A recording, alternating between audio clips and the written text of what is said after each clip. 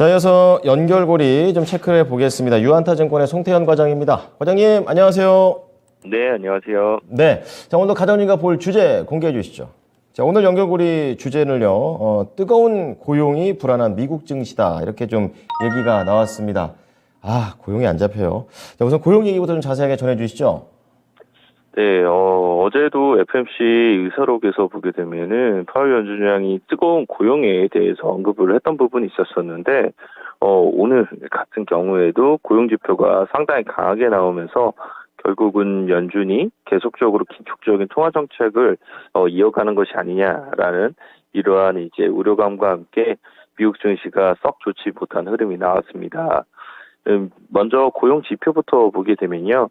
미국의 12월 ADP 민간 고용을 보게 되면은 전월에 12만 7천 명을 기록을 했었었는데 이번 달에는 23만 5천 명을 기록을 하게 되면서 월스트리트 저널이 제시했던 15만 3천 명 대비 상당히 크게 서프라이즈한 이 고용 지표가 나왔다라고 보시면 될 것 같고요. 세부적인 내용에 대해서 말씀을 좀 드리게 되면은 임금 상승률 같은 경우에는 조금은 줄어들었습니다. 이 전월에 7.6% 임금 상승률이 있었었는데 이번에는 7.3%로 줄어들게 되면서 임금에 대한 상승률은 줄어들고 이런 부분은 있기는 하지만 워낙 이 헤드라인 이 지표 자체가 크게 나왔었기 때문에 여기에 보다 더 초점을 맞춘 것이 아닌가라고 생각을 해볼 수 있는 것 같고요. 그리고 대기업 고용 같은 경우에는 감소를 하기는 했지만 소기업하고 중견기업의 고용이 계속적으로 확대가 되고 있다는 점. 특히 서비스 부분에서 레저하고 접객 부분이 계속 늘어나고 있는데 코로나 이전 상황 대비 아직까지도 많은 부분 이 관련된 업종에 이 일자리 수가 부족하다는 점을 감안하게 됐을 때는 여기에서는 계속적으로 고용이 창출될 가능성이 상당히 높아 보인다라고 생각을 할 수가 있을 것 같습니다. 그래서 이러한 부분이 결국은 고용 지표가 계속적으로 좋게 나오게 만들 거고 그러한 고용 지표는 계속적으로 이 연준의 이 긴축적인 통화 정책에 대한 우려를 자아낼 수 있다. 이렇게 좀 보시면 될 것 같고요. 그 외에도 보게 되면은 이제 주간 실업보험자 청구 건수가 나왔었는데 이건 역시나 월스트리트 저널이 22만 3천 명을 예상을 했었었는데요. 20만 4천 명을 기록을 하게 되면서 역시 고용이 좀 좋게 나왔던 부분이 있었습니다. 그리고 미국의 12월 감원 계획을 보게 된다 하더라도 전월 대비 43%가 줄어든 4만 3,651명을 기록을 하게 되면서 이 고용 관련돼서 역시나 좋은 이 경제 지표가 나왔다라고 보시면 될 것 같고요. 이러한 고용 지표가 좋게 나온 것과 함께 이 연준 인사들에 대한 매파적인 발언은 역시나 계속되고 있다라고 보시면 될 것 같은데 이 라파엘 보스틱 애틀란타 총재 같은 경우에는 우리에게 가장 큰 역풍은 인플레이션이다라고 다시 한번 얘기를 했습니다. 그리고 그것은 이곳 미국에서도 너무 높다라고 얘기를 하게 되면서 앞으로도 매파적인 이러한 통화 정책은 계속될 가능성이 높다라고 암시를 했었고요. 에스터 조지 캔자스시티 연은 총재 같은 경우에는 금리가 5% 이상으로 움직이고 한동안 그 수준에 머무를 것을 보고 있다라고 얘기를 했습니다. 2024년도에 금리의 수준을 유지될 가능성이 높겠느냐라고 이러한 질문이 나왔던 부분이 있었었는데 It is for me라고 대답을 하게 되면서 내 생각엔 그렇다라고 대답을 했던 부분이 있었었고요. 제임스 블러드 세인트 루이스 연은 총재 같은 경우에는 그나마 매파적에서 한 걸음 물러난 모습을 보였었는데 이 정책 금리가 아직 충분히 제약적으로 간주될 수 있는 영역에 있지는 않지만 점점 가까워지고 있다라고 얘기를 하고 있습니다. 이 금리는 2023년에 충분히 제약적 영역으로 이동을 하게 될 것이라고 얘기를 하고 있고요. 관련돼서 디스인플레이션에 대한 이야기를 했던 만큼 이런 부분은 향후에도 조금씩 발언을 체크할 배울 필요는 있다라고 보시면 될 것 같습니다. 그래서 이제 이 월가에서는 어떻게 생각을 하느냐 이 부분도 또한 중요하게 될 텐데 이 모건 스탠리 같은 경우에는 이처럼 이 미국 고용시장의 견고한 모습을 보이면서 인건비 인플레이션이 계속될 것이고 이는 미 연준의 금리 인상 사이클이 더 이어질 것임을 가리키게 된다라고 이런 평가를 내렸습니다. 뭐 이런 부분이 어느 정도 반영이 된 영향인지 패드워치에서 2월 25bp 금리 인상의 확률을 보게 되면은 69.7%가 전일까지 나왔던 확률이었었는데 61.1%로 25bp의 인상 확률은 줄어들었고요. 50bp의 인상 확률은 30.3%에서 38.9%로 늘어나게 되는 이러한 흐름이 나왔습니다. 자, 얘기 쭉 들어보니까 이제 대기업에서 일 그만둔 사람들이 중소기업으로 다 가고 있는 그런 상황인 것 같습니다. 자, 그리고 연준 인사들은 뭐 사람 가지고 노는 것도 아니고 당근하고 채찍 서로 왔다 갔다 하면서 얘기를 하는 내용들도 체크를 해봤고요. 결국에 투자자들 입장에서는 금리 인상에 대한 부담감만 더 커졌다. 라는 결론이네요. 자, 그럼 결국에 이제 종목들로 좀 넘어가 보겠습니다. 자, 아마존 볼 텐데요. 좀 많이 밀렸습니다. 뭐 특별히 더 밀린 것 같지는 않은데 비슷하게 성장주들 중에서는 뭐 평균 한 2%대 밀리는 걸 봐서 아마존도 좀 악재가 있었습니까? 네, 아마존이 2% 정도의 하락이 나왔었는데, 이 가번 인력 관련돼서 발표를 한 부분이 있었습니다. 이 아마존이 이 18,000명 정도의 인력을 감축을 하겠다라고 발표를 했었는데, 이것을 이제 뱅크 오브 아메리카에서 임직원의 5.5%에 해당되는 이러한 인력을 감축을 하는 것이 지난 11월 이 아마존이 인력 감축을 준비하고 있다는 기사 보도 내용 대비 보다 더 많은 부분 늘어난 수치이다라고 보고 있습니다. 이에 따라서 인력 감축 규모가 전보다 늘어났다는 것은 결국 연말 성수기에 아마존 판매 성적이 만족스럽지 못했다는 증거가 될 수 있다라고 얘기를 했던 부분이었었는데 사실상 이제 1분기 실적이 발표가 빅테크들에 대해서 얼마 남지 않았었는데 인력 감축에 대한 부분을 많은 부분 빅테크들이 지금 실시를 하고 있고 이에 따라서 다시 한 번 더 기업 실적에 대한 부분에 대한 우려가 더욱더 높아질 수 있지 않겠느냐 이렇게 생각을 해볼 수가 있는 것 같고요. 만약 빅테크들에 대한 기업 실적에 대해서 어닝 쇼크가 다시 한 번 더 나오게 되면은 중간중간 나스닥에 대한 이런 지수라든지 이런 부분이 더욱더 좋지 못한 이런 흐름이 나올 수 있지 않을까. 그런 부분의 우려는 상당히 좀 높아지고 있는 것 같습니다. 이렇게 대기업들에서 계속 사람을 해고하고 이러고 있지만 또 고용 시장은 잡히지 않고 이런 상황입니다. 뭔가 해결되지 않는 분위기 종목을 통해서 알아봤습니다. 자, 반도체 넘어가 보겠습니다. 이날 좀 부진했는데 저는 이제 마이크론 테크놀로지는 또 올라가서 이 부분은 또 좋은 것 같습니다. 어땠습니까? 대부분의 이 반도체 관련된 종목들이 하락이 나왔었는데, 이 마이크론 테크놀로지 같은 경우에는 유일하게 한 0.9% 정도 상승이 나왔습니다. 다이와 증권에서 메모리 반도체 관련된 사이클이 바닥이 점점점 다가오고 있다라는 이러한 평가가 나왔었는데요.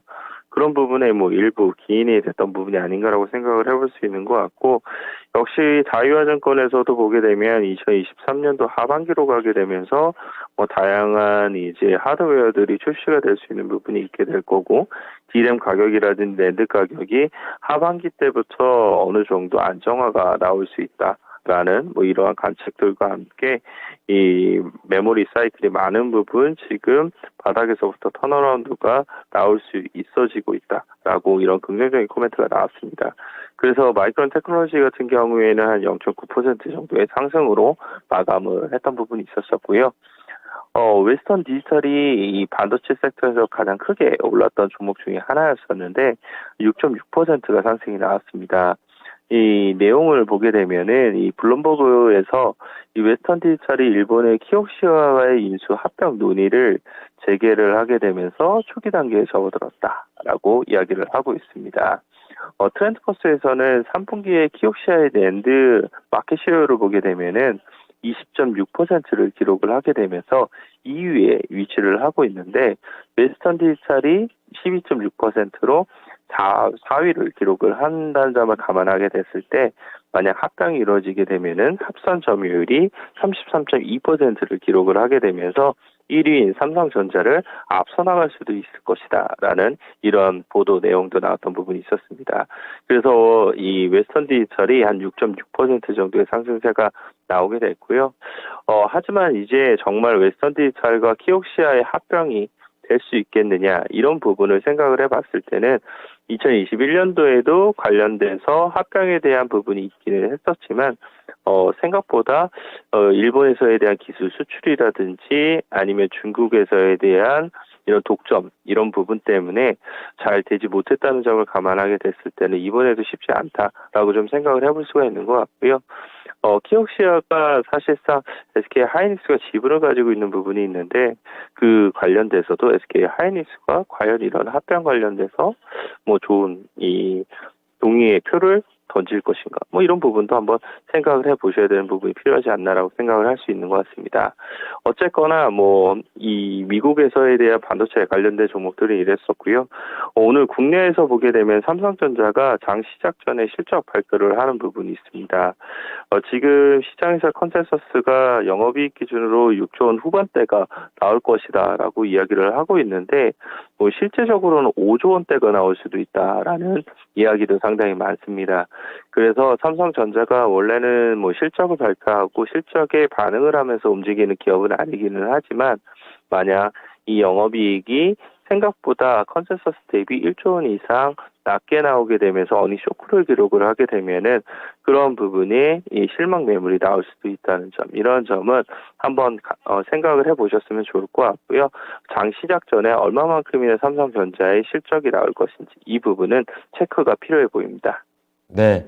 자, 반도체 전체적인 업황이 힘든데 이런 경쟁도 경쟁대로 진행되고 있어서 약간은 부담이 됩니다. 오늘 삼성전자 실적 좀 잘 보도록 하겠습니다. 자, 그리고 포드를 좀 준비를 해주셨는데요. 자동차 관련해서 뭐 긍정적인 소식이 있었나 봅니다. 올랐네요. 네, 사실 요즘 워낙 테슬라가 이 자동차 관련돼서 좋지 못한 이제 뉴스 보도가 많이 나오게 되면서 사실상 테슬라도 전일에 뭐 중국에서 판매에 대한 부분이 안 좋았다라고 이야기가 나왔었고 그 마이너스 한 5% 정도로서 시작을 했던 부분이 있었었는데 뭐 포드는 12월 달에 자동차 총 판매가 상당히 좀 잘 팔렸다라는 이런 뉴스 보도와 함께 어제 2%에 가깝게 상승이 나오면서 마무리가 됐습니다. 이 포드의 12월 달 자동차 총 판매를 보게 되면은 3.2% 정도 증가를 하게 됐고요. 이 특히 전기차 판매량을 보게 되면은 전년 대비했을 때보다 223%가 증가한 7,823대를 판매를 하게 됐고요.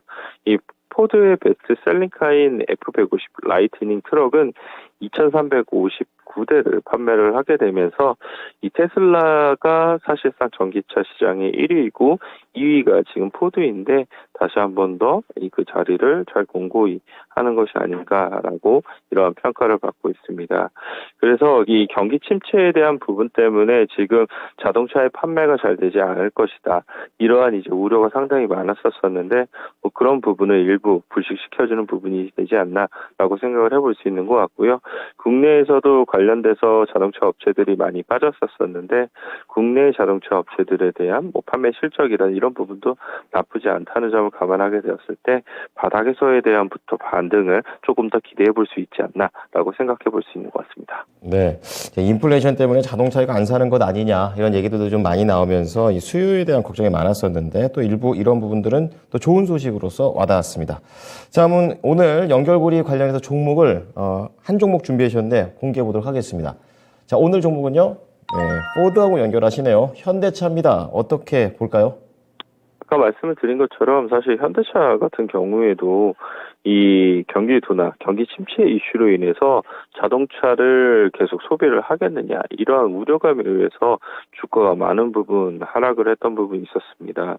하지만 이제 2022년도 4분기 자동차 판매에 대한 부분을 보게 되면은 현대차 같은 경우에는 QQ 기준으로 한 2% 정도의 상승세가 나오게 되면서 이 3분기 대비 4분기 때 더욱더 많은 부분 자동차를 판매를 했다라고 이제 이야기를 하고 있고요. 그리고 2023년도 자동차 판매 목표치 같은 경우에도 현대차를 보게 되면 432만 대를 이제 목표치로 제시를 했습니다. 경기 침체 우려가 계속적으로 나오고 있음에도 불구하고 2022년도와 동일하게 이런 목표치를 제시를 했다는 것은 그만큼 판매에 대한 부분이 어느 정도는 뭐 자신할 수 있다라는 부분도 한번 생각을 해볼 수 있는 것 같고요. 4분기 실적에 대한 부분을 보게 된다 하더라도 지금 실적 전망이 컨센서스를 상회에서 나올 것이다. 이러한 전망이 상당히 많이 나오고 있습니다. 현재 4분기 현대차의 매출액 같은 경우에 38조가 나올 것으로 예상이 되고 있고요. 영업이익 같은 경우에는 2.8조가 나올 것으로 예상이 되고 있는 만큼 3분기 때 사실상 이제 일시적 비용이 들어가게 되면서 실적이 많은 부분 깨졌었던 부분이 있었었는데 그러한 부분의 기저효과를 더욱더 많은 부분 실적적인 측면에서 나올 수 있지 않나라고 생각을 해볼 수 있는 것 같고요. 2023년도 상반기까지 보게 되면은 이 자동차 관련돼서 계속적으로 만들어내는 것이 이 기존에 있었던 수요가 어느 정도 충족이 되게 되면서 재고 소진의 단계로서 이제 보고 있다라고 이야기를 하고 있습니다. 그래서 상반기까지는 자동차 관련된 섹터들에 대해서 실적에 대한 부분은 비교적 잘 나올 가능성이 상당히 높다라고 생각을 해볼 수 있는 것 같고요. 그리고 여기서 또 한 가지 보게 되면은 미국의 상무부에서 리스 차량 관련돼서 북미의 조립 여부와 무관하게 상용차용 전기차 보조금을 수용할 수 있다는 가이드라인을 어느 정도 발표를 했다는 점, 이런 점을 생각을 해보게 되면은 현대차가 미국에서에 대한부터 이런 전기차 관련된 비즈니스를 계속적으로 좀 잘 해 나갈 수도 있지 않을까라고 기대해 볼 수 있는 것 같습니다. 그래서 결국은 이제 현대차가 주가에 대한 반등력이 조금 더 강하게 나가기 위해서는 미국에서 얼마만큼이나 이제 전기차 사업을 잘 할 것인지 이 부분이 중요하게 될 텐데 현대차는 이런 부분에서 그래도 잘 해 나갈 가능성이 상당히 높지 않나라고 판단을 해볼 수가 있는 것 같고요. 현재 미국에서에 대한 현대차의 이 전기차 판매 순위를 보게 되면 3위 정도를 하고 있으니까 그런 부분을 잘 유지를 해서 현대차에 좀 반등이 좀 나왔으면 좋겠다 이렇게 말씀을 드리도록 하겠습니다. 네, 힘든 시장에 현대차 열심히 하고 있네요. 응원하겠습니다. 자, 오늘 금요일장에서도 잘 보겠습니다. 한 주 동안 고생하셨어요. 네, 감사합니다. 네, 자, 연결고리 오늘은 유한타증권 송태현 과장의 의견이었습니다. 지금까지 투자 판단에 도움이 될 수 있는 정보를 제공해 드렸습니다. 하지만 특정 종목의 상승과 하락을 보장하진 않으니까요. 이 부분 참고해 주시기 바랍니다. 금요일장 기분 좋게 시작하십시오. 고맙습니다.